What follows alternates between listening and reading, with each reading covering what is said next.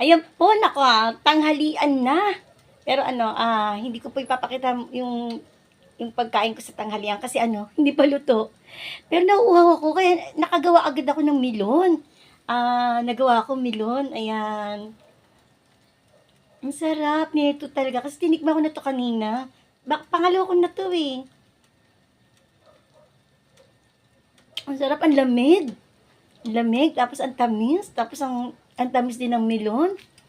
Kaya sabi ko, minsan lang naman magmilon sa isang taon, di ba? Pakwam. Isang beses mo lang yan. O, avocado, ganyan. Pakwan, milon. Parang isang beses lang sa ano siya, no? Sa isang taon. Kaya, hindi ko talaga ipalalagpasin. Talagang gumagawa ko nito. Yan.